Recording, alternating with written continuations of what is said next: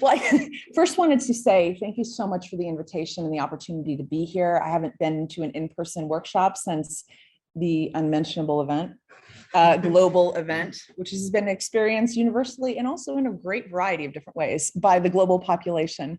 So this is just a wonderful reentry into exciting intellectual spaces. So I've learned a lot, and I'm just really grateful for the opportunity to be here.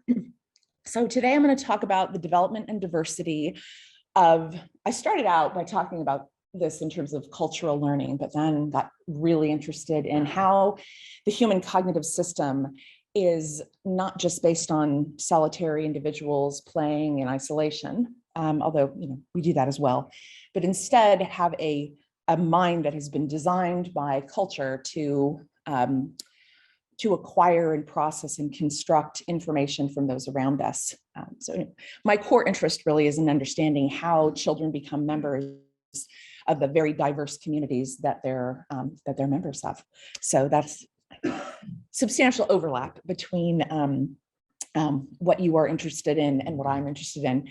For all the lectures thus far, I was thinking a lot about how is this developed? How is this learned? So I'll comment on, I think, points of intersection throughout the talk, and also as many methodological lessons as I can share, because I know that's something that we all spend a lot of time thinking about. So explaining the unique features of human culture, including its complexity and its diversity, requires studying the cognitive processes, as well as learning strategies that enable people to acquire and transform and transmit cultural information within and across generations.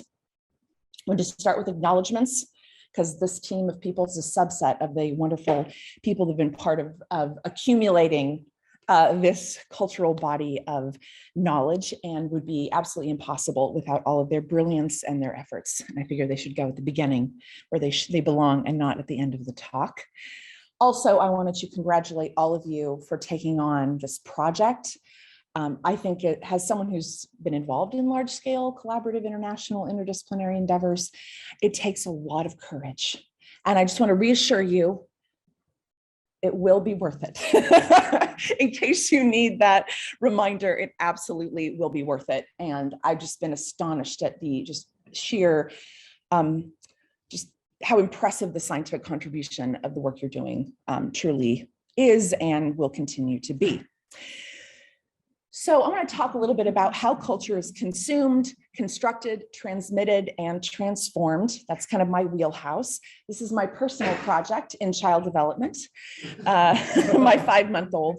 I was listening to Tanya Lombroso's talk about folk theories of belief. I was thinking, of course, how does this develop? And I came across this picture, which I was going to send to Tanya, which I haven't, I just put up there, but I will send it to you. And how are children developing these odd beliefs about theories of belief based on evidence? Like, awkward. Okay, I did purchase this for him. Talk data to me. I have another onesie, which I did not purchase, that actually made me think of Tanya Lorman, that says data or it didn't happen, which I feel like it's taking it a little too far. I don't actually believe that. I didn't actually purchase that one. But anyway, they're just examples of how this information is being actively transmitted. Beliefs about the world are being actively transmitted. In my case, even as someone who does know something about this, I don't think I had the meta knowledge that I'm transmitting a specific folk theory of belief. Okay, so cumulative culture, I'm going to throw that around a lot. It's a huge topic in the field of cultural evolution. It's the process by which new insights are incorporated into existing bodies of knowledge, of socially heritable knowledge, to develop new kinds of technological, but also critically social innovations, right? So a lot of the literature on cumulative culture talks about technological innovation. I'm going to talk a little bit about that, but of course, this is just as critical for developing systems of knowledge, beliefs, rituals, practices. I think all of those are social innovations. Now, the technological solutions that characterize, say, 21st century innovation, I think can only be explained by understanding both the capacity to learn from and build upon the innovations, great ideas, insights of others.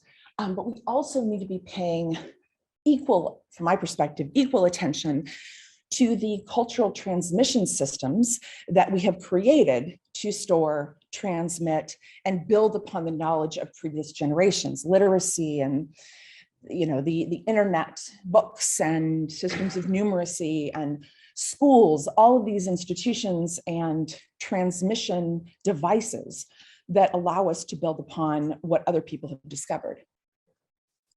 And children in much of the world now are developing in the context of immensely information-rich environments. I think in ways that are being impacted by these systems of cultural transmission in ways that we have not documented to the extent that we should. One of the reasons for that, I think, is that we are primarily studying, maybe not, I shouldn't say we, or global we, the field of certainly of psychology is studying populations of children that are part of cultural transmission systems and institutions like schools that have been around in these populations for many generations, right? So we, I think, often confound maturational effects with educational effects. And in many of the populations we're working in, you can't pull those apart because 4-year-olds, 5-year-olds are experiencing quite similar environments, right? While their brains are rapidly developing. So technological complexity is the result of our remarkable capacity to build upon the innovations of others.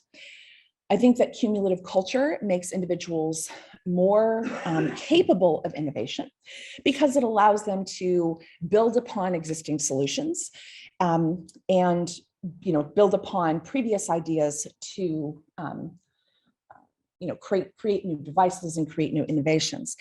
This is Kelvin Doe. He is from Sierra Leone. He's a self-taught engineer.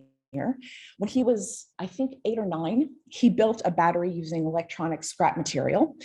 And he built a battery that's actually strong enough to provide power to the village that he lived in, which often suffered from intermittent power outages. So I want to point out that this young man created something useful. Right? So when you think about studying something like innovation, there's often, I think, insufficient attention paid to the motivation for it. There's so many, a lot of the way people talk about innovation is that it's intrinsically interesting, that developing new things is interesting, the drive to learn. You look over the history, most of human history, we develop innovations to solve problems for, real problems and real solutions. So anyway, a lot of the space to study this in ecologically valid environments is in contexts where children are actually involved in solving real problems, which I think in the West is not that common for reasons we can talk about later. So he develops this incredible technological innovation. And what explains this precocious feat, right? There's lots of different ways you could explain that. One is, surely his powerful brain, his keen intellect, obviously part of the solution. It's almost certainly not the case that all children in that environment would come up with the same. Maybe many of them would, but probably not all of them. So that's part of the answer. But consider batteries as great examples of cumulative culture. So this accumulation of knowledge of electronics and electronic systems, skills in a way that increases the complexity and efficiency of technology over time. Batteries are a great example of kind of the output of that. And our capacity for cumulative culture has yielded complexity far beyond the capacity of any individual's solitary brain power, and also far more sophisticated and diverse than other species that we share the planet with. So the capacity to, the brain is not powerful just because it's an incredible problem-solving system, which it is. It also has evolved to learn from others in the environment and to build upon the insights of others. So human technology has gone from hand axes to hardware, software, in the span of a few thousand years. This is a lot of technology in a very, very short amount of time. And the speed of technological innovation is occurring at an extraordinarily rapid rate. I personally can't keep up. And one of the reasons that the speed is ratcheted up so much is that we have systems and institutions now, like this beautiful Cathedral of Learning, for example, that are designed for storage and transmission. So we have now, much of the human population are in environments that are actively allowing us to build upon the innovations of others. So in a few short years, Kelvin Doe, he took this discarded electronic scrap material that was in his environment, and the materials that were built by other people, and he modified, redesigned, and reconfigured them to create new technology. In the cultural evolutionary literature, this is called recombination, and actually a huge portion of human innovation is just this, not just for children, but for adults as well. So in doing so, he created technology way more complex than the technologies our species has developed over the vast majority of human history. And it took Kelvin, given that he did this when he was 9, not that long to learn complex knowledge that it took millennia, if you think cumulatively, for human populations to develop. And human culture now includes millions and millions and millions of different kinds of tools and artifacts that have been modified from previous versions. And the cultural ecologies that we live in and learn from are the product of cumulative innovations of other generations. And the creation of sophisticated tools, of course, that's a long-standing feature of human history. It's not that that's just happened in the past couple thousand years, of course. And it's always the case that what's considered an innovation is relative to what's already known. So in no way am I claiming technological innovation is exclusively a product of modern industrialized societies, certainly not. That, for example, creating vessels to carry water, supplies, or even children have all been transformative technological innovations at certain points in human history. And the point here is that the cultural contexts that are most widely studied are wildly unrepresented of just the density of technological innovation that you would have found throughout most of human history in ways that I find exceptionally hard to believe aren't pretty influential in the development of cognition and how children acquire cognition. So if you consider like a mobile device, which, is there anyone in the room who doesn't have one of those on their person at all times? When I try to get undergraduates in my classes to just put them out of their sight, I can see like anxiety waves. So anyway, someone should study that. Despite the increasing global ubiquity of these devices, I don't think it's controversial to say that no individual human can independently build a mobile device, an iPhone, whatever, from scratch. Please correct me if I'm wrong, but that would blow my mind. And in fact, almost all of the technology that we use every single day is in fact too complicated for us even to understand, much less to develop de novo within, forget, a short period of time, even our lifetime. So creating complex technologies is only possible through cumulative cultural learning, which makes individuals, again, more innovative than they would have otherwise by allowing for this kind of ratcheting effect.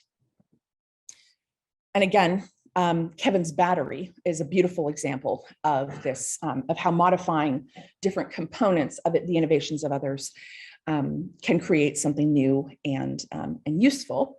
Also want to point out that a big part of what I'm interested in as someone excited about how culture is transmitted is the role of schooling. And schools, formal schools, are often in the business of teaching cultural technologies of a great variety of different sorts, such as engineering, for example. And children like Kelvin are increasingly attending schools. There are, of course, regions of the world where schools have existed many generations, but also in much of the world, schools have been relatively recently introduced, and in some small corners of the world, not at all. But children are globally more and more attending schools, and they're being exposed to things like engineering principles. And they also increasingly have access to a lot of these cultural technologies at home, again, all consequential for the development of cognition and learning. I think education of this kind provides unique opportunities to master elaborate toolkits, skill sets. And Kelvin's capacity to create this battery again, is only possible by recombining little bits of materials that he had access to in the absence of any formal training. So it's clearly not the case that formal training is always required. It's just the ubiquity of all of this technology makes a level of recombination possible that maybe wouldn't have been possible in the past. Okay, so I want to talk a little bit about innovation because I think it reveals a whole bunch about how cognition develops, how culture develops, and the difficulty and complexity of studying something like innovation. Okay, so I just want to define tool innovation, which is constructing new tools or using old tools in new ways. This has driven increases in technological complexity over the course of human history. Of course, we see this huge acceleration the past few thousand years and the past few decades and the past few years, in fact. And given how central tool use is to our species, there was a time when, we love claims about human uniqueness and what makes us unique, and it was tool use for a while. And then we actually started looking at other species and are like, awkward, a lot of species use tools, and in fact, sometimes better than young children. But anyway, clearly the capacity to use tools is pretty important to humans. Okay, so given the centrality, you might expect precocious tool use or tool innovation, perhaps, right? Like how, things like how precocious walking is, how precocious and amazing language acquisition is. As it turns out, children are pretty darn good tool users. They are not great tool innovators, and I'll explain why I think that is. But the empirical research on tool innovation to date has shown very little evidence of precocious innovation. Now, admittedly, the vast majority of that research is in the same weird populations that are traditionally studied. I was really interested in this initially as a contrast point to imitation, which children are exceptionally precocious at and good at. And I would like to point out is very cognitively demanding, right? It's a lot of work to watch, to observe actions in the world around you, mentally represent them, remember them, and reproduce them. This is non-trivial in terms of cognitive sophistication, and young children are incredibly good at this. So, in collaboration with my wonderful former postdoc, Bruce Rawlings, who's now faculty at the University of Durham, we set out to try to understand what innovation is to begin with. Because we were studying innovation in early childhood, right? So we start combing through the literature on what innovation is, and the definitions that we came across that I think we liked best. There are many of them. Much of it is in the marketing and advertising literatures, just perhaps not surprising. It's a process that results in a new or modified learned behavior, and it also needs to introduce novel behavioral variants into a population's repertoire, right? A toddler is probably not going to meet that bar, no matter how incredible that toddler is. That requires multiple levels of not just discovery, novelty, and ratcheting of existing knowledge. It has to be picked up by others in your population. So unless you're innovating for your preschool classroom, probably not a lot. Don't officially need to meet all of the, check all the boxes. However, kids can do plenty of subcomponents of those sorts of things, like problem solving. And what we focused a lot on in trying to understand the development of tool innovation is thinking about innovation in terms of components instead of this, in fact, multiple stage, very complex process that involves problem solving all the way to social transmission. So innovations should produce something new. Got to be something new. According to many, it requires at least some asocial learning. A lot of the literature in tool innovation and cultural evolution there's this emphasis on there's got to be an asocial learning component, which is always kind of perplexed me. So the idea is that asocial learning is individual learning that is largely devoid of direct social influence. However, all of our thoughts are the product of we're carrying around social universes in our brains and heavily influenced by everything we've seen and done. And I don't know what asocial learning even means, but the idea is that you are not directly at the time being coached by somebody else or doing it in collaboration with somebody else. So there needs to be some element of this. And they need to be useful, right? They need to do something that needs to be done. And they need to solve new problems, increase the efficiency of what's available in the repertoire in some way. And again, ideally adopted and transmitted by others. So the stages of tool innovation, you need to recognize the problem, you need to generate solutions in some way, and you need to transmit innovations or transmit this to others. So the answer to why young children aren't better at this is obvious, that it's a whole constellation of cognitive processes and something like transmission biases. We could have blown that out with 15 or 16 or maybe 500 different adjacent bubbles there. So this is an exceptionally an impressively complex process. So what Bruce and I set out to do as part of the an NSF funded project that's now we're working on in collaboration with our new TRT funded project called Culture of Schooling, is to look at the development of tool innovation, look at the educational effects on tool innovation across very diverse populations that vary in access to schooling and vary in terms of the quality of schools. I just want to give you a sense of what does an innovation task look like for a child. This would be an example. You've got this really adorable little mini basket. It's another thing I've discovered about myself in recent years. I'm very charmed by tiny things, like tiny utensils. I don't understand. Anyway, remnants of childhood. So it's a tiny little basket in a plastic tube. And then you're given a pipe cleaner, which you don't need to know it's a pipe cleaner. You just need to know that it's got some rigidity to it. And then you've got a string, which is useless, like a cooked noodle. And you have to figure out, that's all kids get. Your job is to get that bucket out of that tube. And children try all kinds of obvious things. They try their fingers, but we've already thought of that. We already know they have these stubby, short little fingers and can't get them out that way. They try, the participants from the Republic of Congo tried to just pick, to grab the tube and dump it out.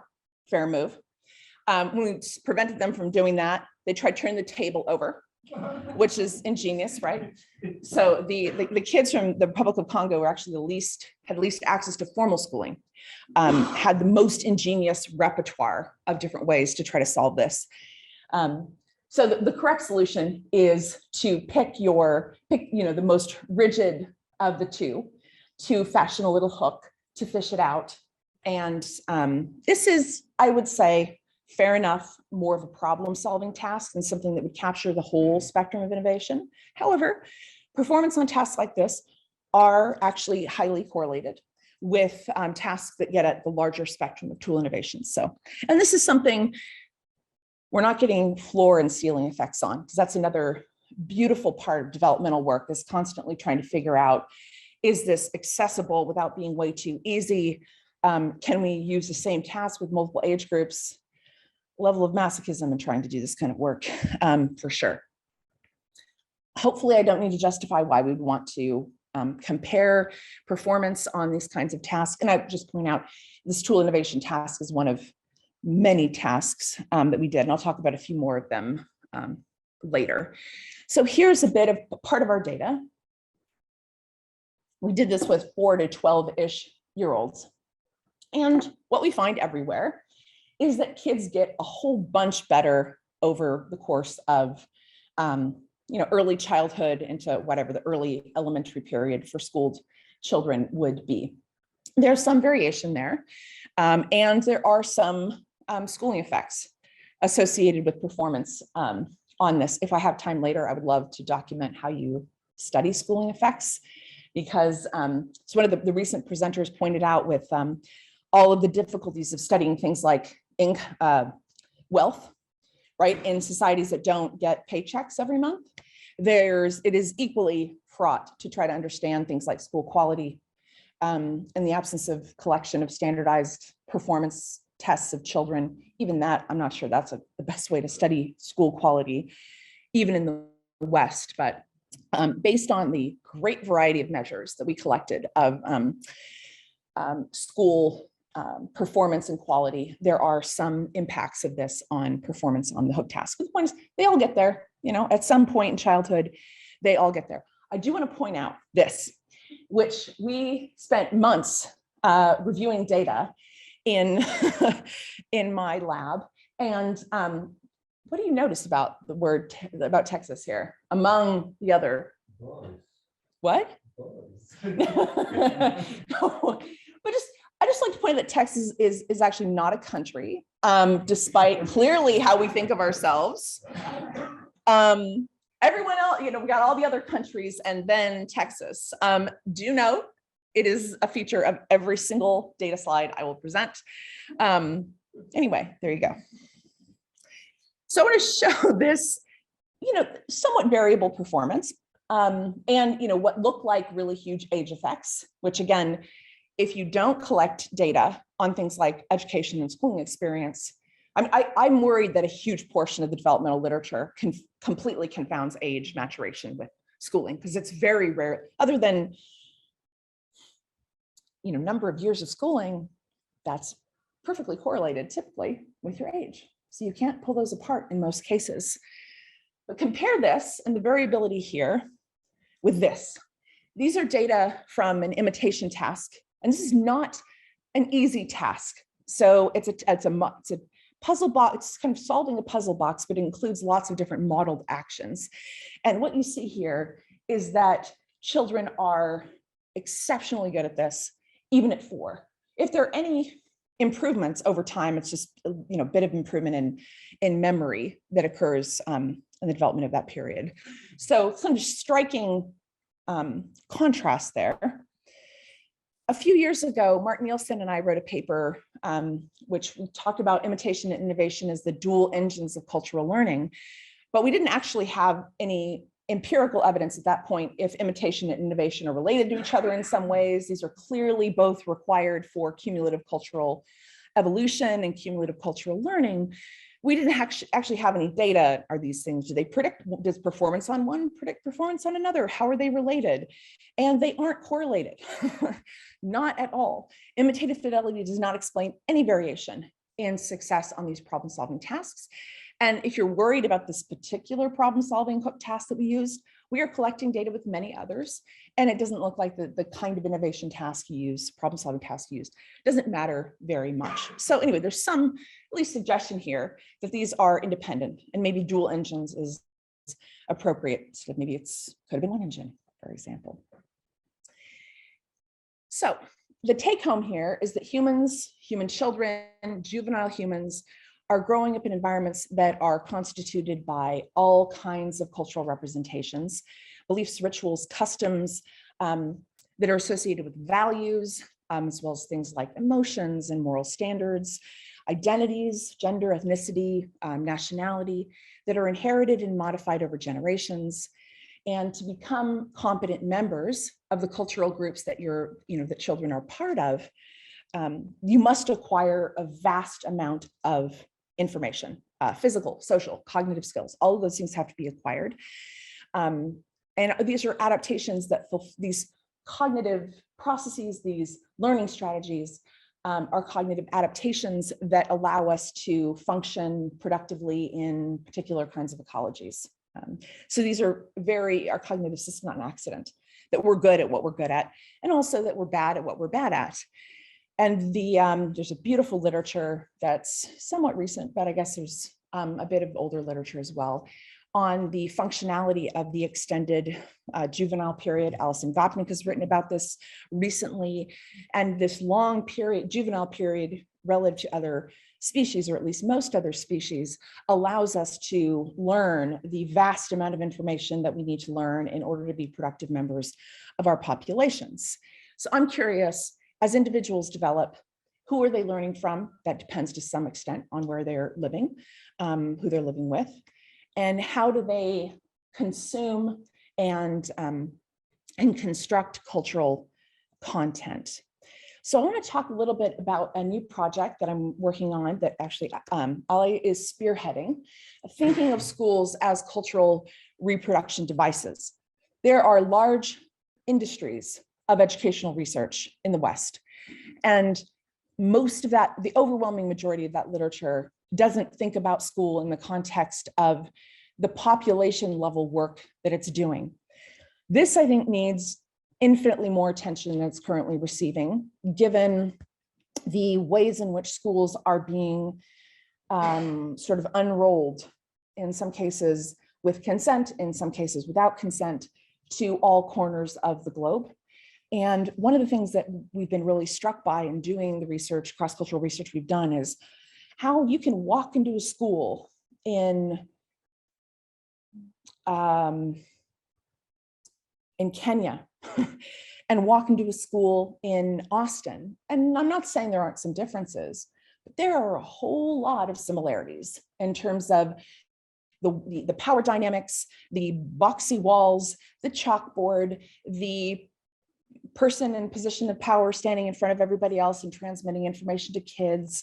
A lot of the content of schools is not based on any collaboration with local populations. This is a very fraught process that needs a whole bunch more attention. So we're thinking about this from a cultural evolutionary perspective.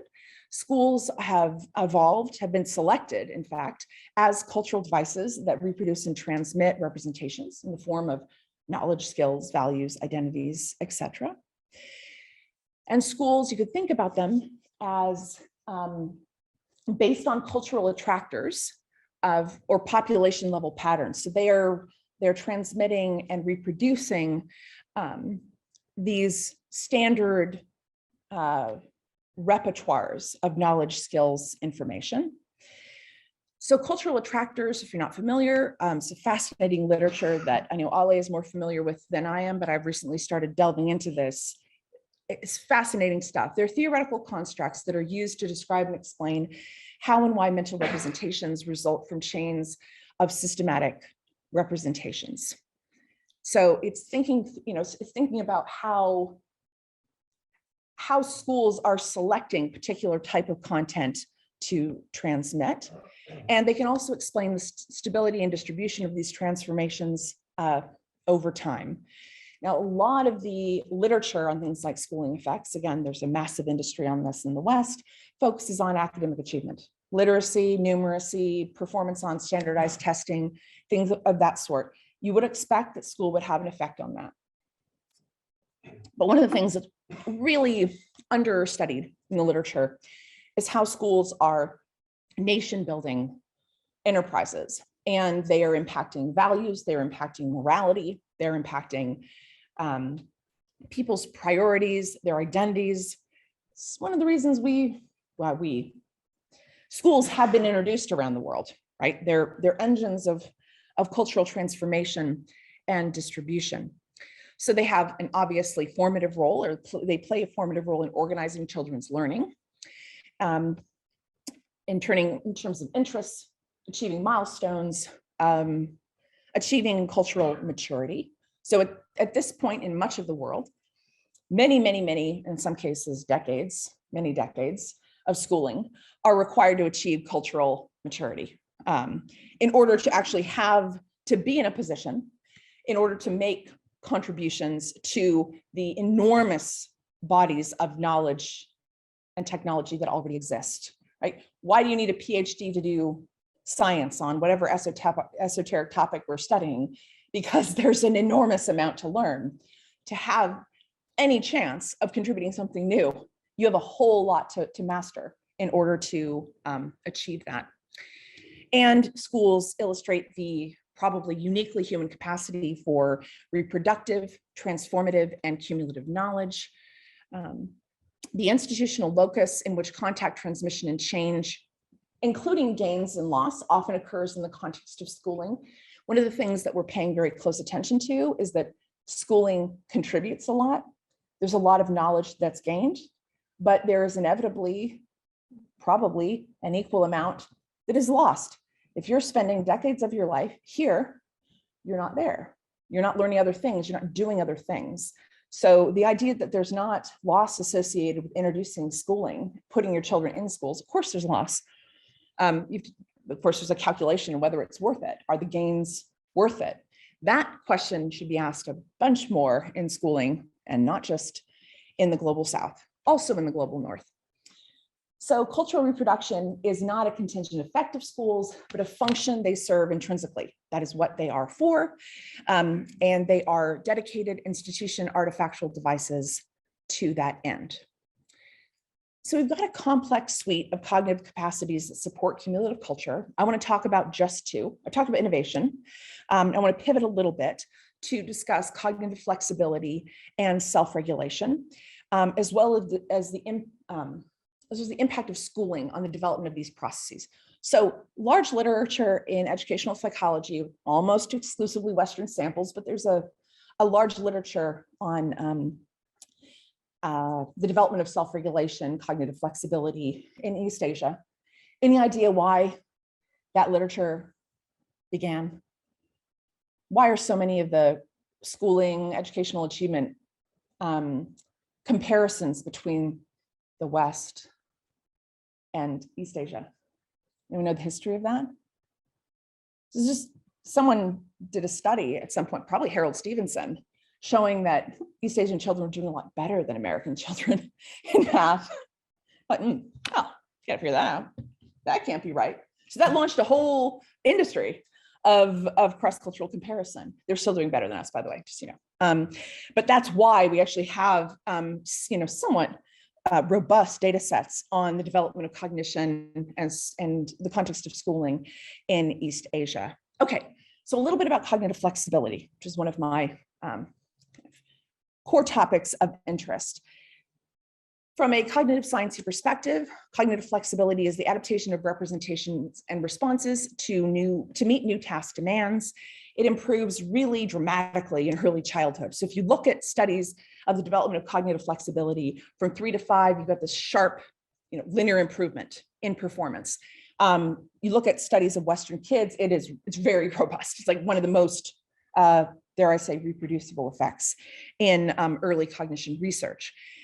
So one of the things that we were very interested in, and I think this is an example of how cross-cultural data, I don't need to tell you this, I think, but I do have to tell a lot of people this a lot of times. It's not just about showing, oh, also here, also, universal in some way. Data from diverse populations can help us revise mistakes we've made about data we've collected or conclusions we've drawn based on a very narrow and often unrepresentative segment of human populations. So I think this is an example of how cross-cultural data, at least I think, on cognitive flexibility has allowed us to revise some of our conclusions about how this develops. So we want to know, is cognitive flexibility this unitary cognitive trait, or is it an emergent dimension of task-specific performance that varies based on cultural context and experience? Okay, I want to show you how these studies are typically conducted.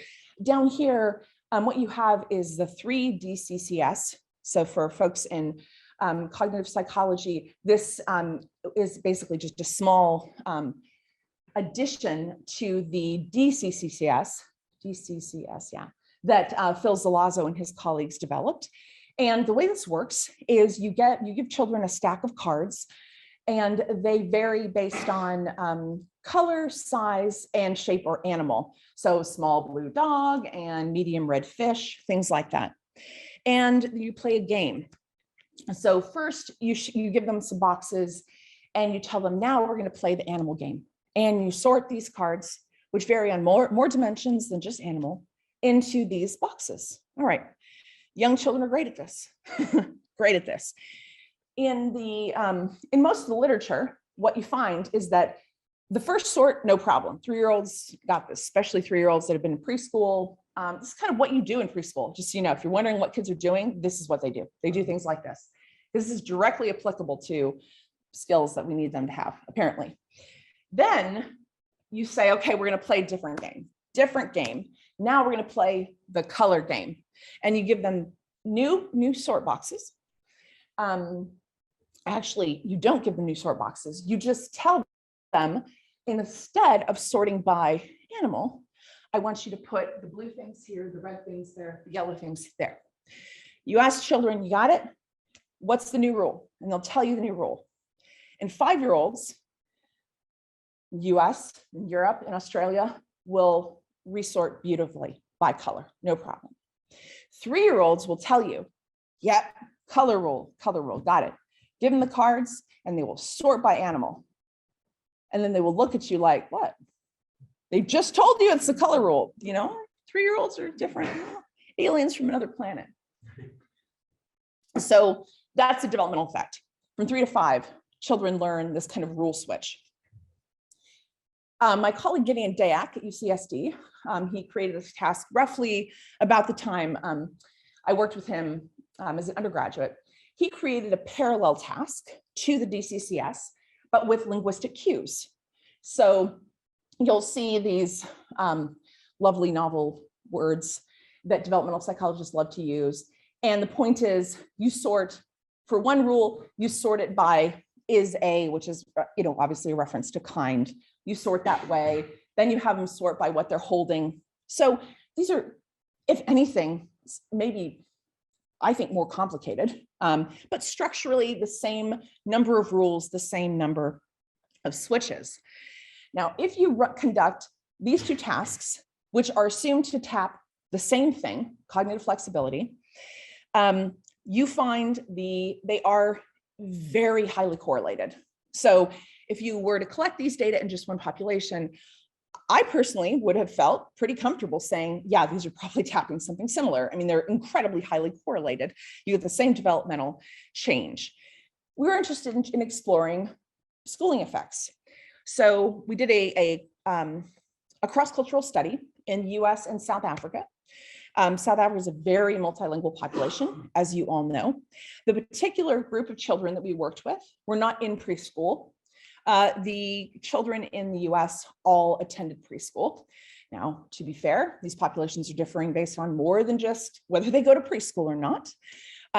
So it's critical in the context of all of this research that more than one task is used.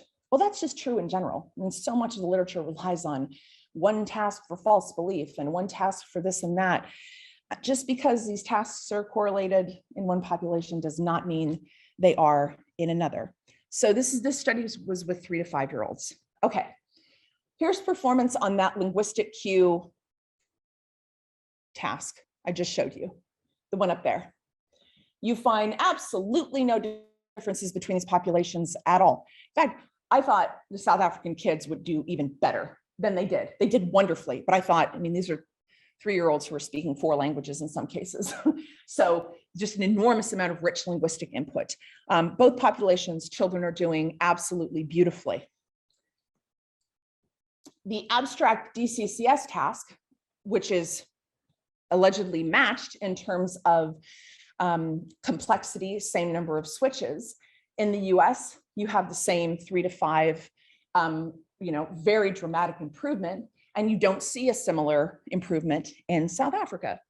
Now, had we only done that task, which that's the task most typically done if you want to study cognitive flexibility in early childhood, we would have come to very different and very incorrect conclusions, right? So we did a bunch of follow-up research looking, really documenting the experience in a preschool classroom, and that whole sorting by color and sorting by animal.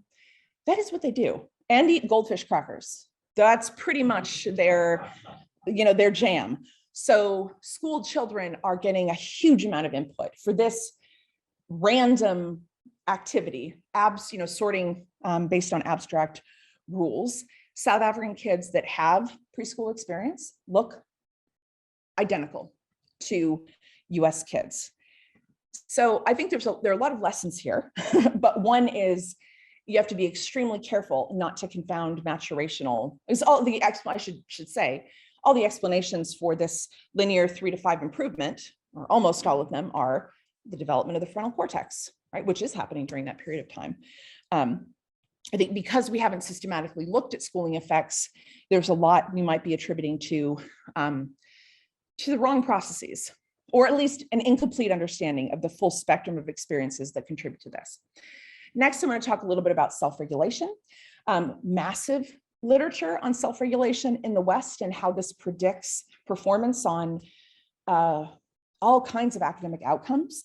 There's, if you think about the marshmallow task, which is the delay of gratification, there have just been enormous claims about how you can predict a high school graduation rate based on how a 3-year-old performs on these tasks.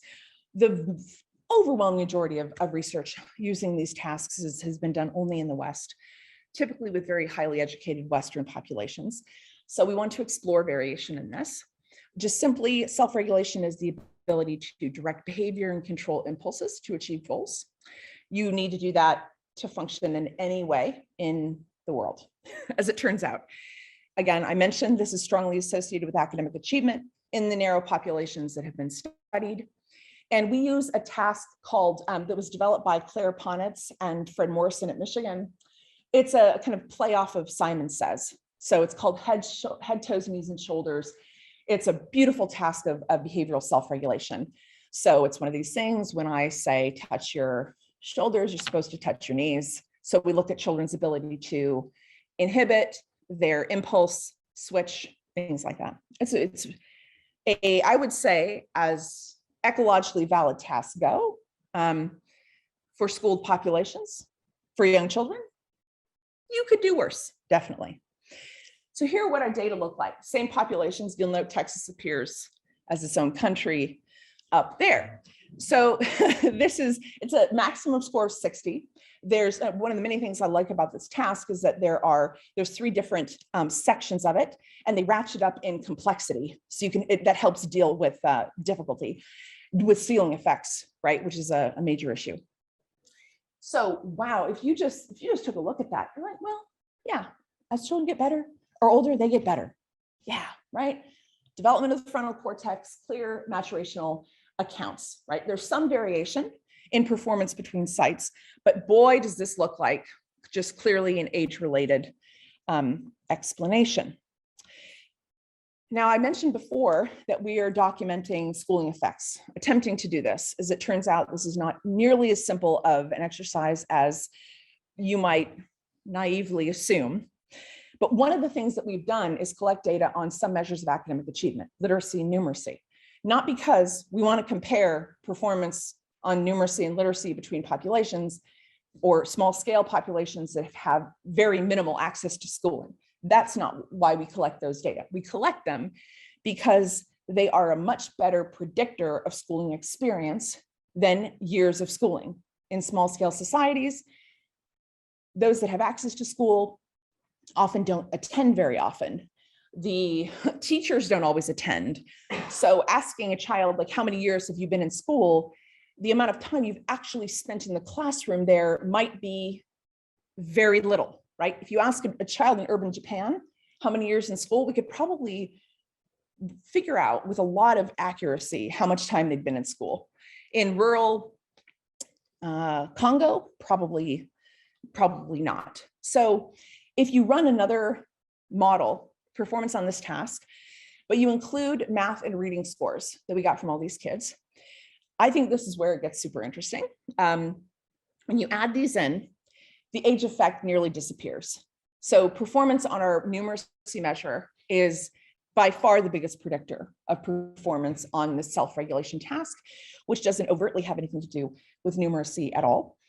Reading scores contribute 0 variance. So anyway, we can talk about this a little bit more. Just an example of how we may be overly eager in talking about maturation when education is playing a really profound role in the shaping of the development of human cognition. This shouldn't be a surprise because schooling was designed to shape cognition and culture. That is why we have them. They should be studied as, Ollie and I are arguing, as cumulative cultural reproduction devices. And decoupling maturation from educational experience requires studying children that are not part of societies or populations with multi-generational schooling. So you've got to look at variation in these experiences. Just briefly, I want to talk about learning strategies that support cumulative culture. I've already talked about a bunch of cognitive processes that do. The cognitive capacities that allow children to acquire and transmit culture are universal. I feel very confident. If anything was universal, I would argue that would be it. But critically, they need to be sufficiently flexible to enable them being children to learn group-specific beliefs and behaviors. So children have a super powerful repertoire of learning strategies, and they learn through all of these: observation, exploration, participation, imitation, and instruction. My team and I have studied all of these in diverse populations. These are certainly not mutually exclusive, right? Most of these operate synergistically. Show you a video clip that Sarah Pope, who was is former postdoc of mine, who's now at the MPI, took when she was doing field work in the Republic of Congo of these kids. And I want you to identify the learning strategies at play. Oops, sorry.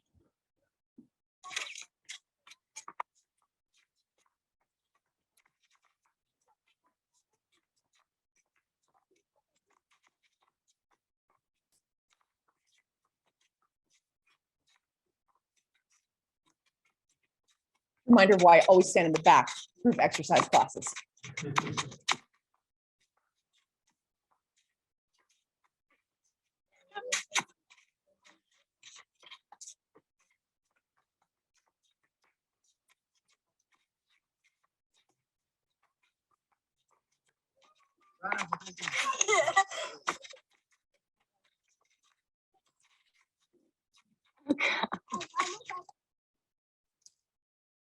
So what do you see there? Oh, heck yeah. Super cuties. His shuffling does increase a lot over the course of that short interaction. Right? Clearly imitation, clearly observation, clearly participation. What's that? Exploration too. Yeah. The kid in the red kind of went off script for a while. Yeah, absolutely. So these are almost always operating in synergistic and really powerful ways. So these are, again, not at all a product of, I mean, the general capacities are not a product of schooled environments alone, but critically, if you want to call them folk theories or ethno theories about how children learn, those happen to vary an enormous amount between populations. Now, we set out this research was conducted with Frankie Fong, who was Mark Nielsen's former PhD student that I worked with for a number of years. We set out to look at adult or parental beliefs about how children learn in a variety of different ways.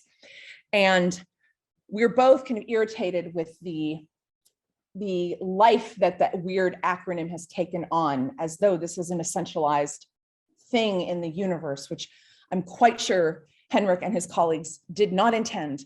However, you come up with something that catchy, you lose all control over it, and people will use it as they, in whatever bizarre ways they want.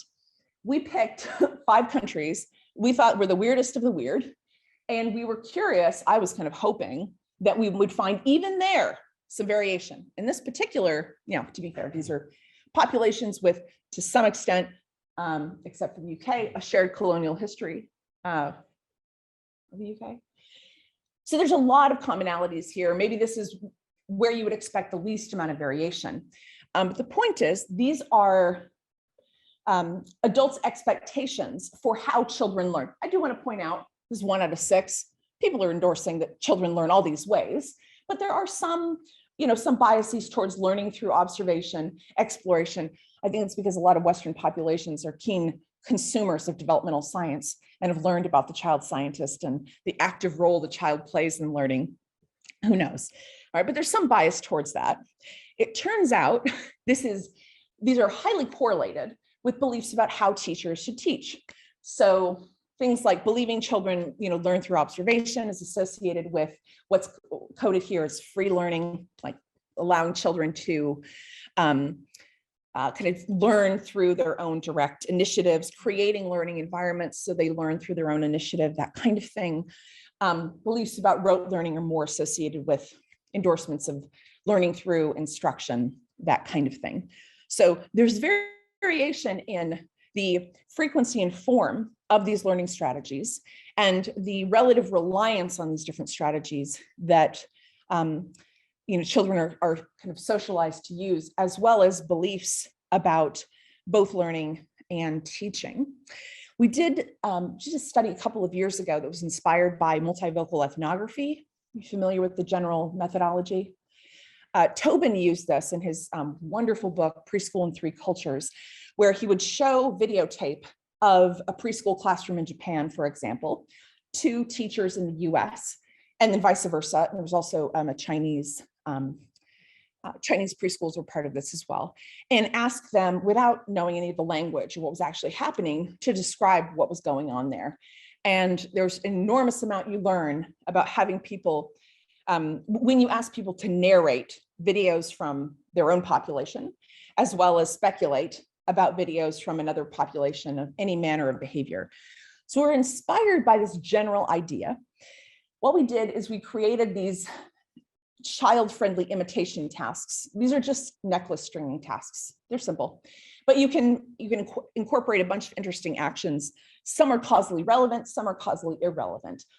And so we did, as we showed an adult, this is a comparison between the US and Vanuatu, where we've done long-term field work. This is, for those that don't know, is a Melanesian archipelago where formal schooling has been relatively recently introduced. There's a lot of variation depending on where in Vanuatu you work. Anyway, we showed adults, all of the participants in the study, these are adults, a model, an adult model performing the task, string the strings, etc. Then we showed either a high conformity child who did exactly what the adult did to the T, and a low conformity child who made a necklace, but kind of did their own thing. Didn't necessarily string all the same things, but they definitely made a necklace. And we asked, and these were kind of between conditions, which child is smarter? We didn't narrate, this is a high conformity child. All we did was show them the video. We didn't say anything about imitative fidelity or any of that. And what we found is that in Vanuatu, overwhelmingly, the high conformity child was judged as the smartest. And people would say things like, well, look what a fine brain this child had. They remembered everything that was modeled. I'm not sure if I could remember everything that was modeled. It wasn't obedience. It was like, this child knows what to do, and has the kind of intellectual horsepower, not exactly in those words, to accomplish this, right? And they were a little worried about this low conformity child. Like, I don't know what's happening here, but someone needs to talk to this child. Even though there was no direction to imitate exactly, their impression was the adult had modeled this, therefore the expectation is to do the same. In the US, we find something quite different. We find that many of the adults indicated the low conformity child was the smartest. What I think most interesting about this study is people would say things like, oh, this child is such an innovator, so creative, or future leader. Like, you just strung different beads on a string, like, future leader? Okay. So there were lots of associations with creativity, things of that sort. Also found enormous socioeconomic effects of this. Working class populations, much more likely to indicate the high conformity child was most intelligent, for a lot of the same reasons that our participants in Vanuatu indicated: clear understanding of what's required, clearly very smart to remember everything, so on and so forth. So we did something similar with our weirdest of the weird population, and we found, as you can see, a shocking lack of any sort of variation between populations, right? Which again, you might not expect a lot of variation there. There's a much greater likelihood to associate high conformity behavior with intelligence than if you ask them which of these children are better behaved. So there's that distinction. I put this up here because what was interesting about this study, obviously, was not at all between population variation, because there was none. In fact, it was within population variation. So the biggest predictors of associating low conformity with intelligence was gender. So people are more likely, we had videos of male and female children, and participants are more likely to associate nonconformity with intelligence for boys than for girls. We also found, again, the same massive socioeconomic effects in all of the countries that we studied. So a reminder, we get very excited about, between country, between population comparisons. And in many cases, that's overlooking within population variation. All right, so to wrap up, these learning processes that children are well equipped with, they vary in form and frequency, both within and between population. This variation is associated with many things. Here are a few candidates: beliefs about learning, those folk theories of learning, ethno-theories of learning, social organization, socialization practices, knowledge and skills to be acquired. Those vary a lot between populations and within. The educational institutions and practices that you're part of, as well as age, ability, and experience. So some final thoughts. The cultural, linguistic, and educational technologies, practices, and institutions of populations shape the development of minds. That does not sound controversial. However, that is not how the field of psychology studies the development of minds in general, at least from a diversity perspective currently. Our collective intelligence also shapes cultural reproduction systems, like schools, for example.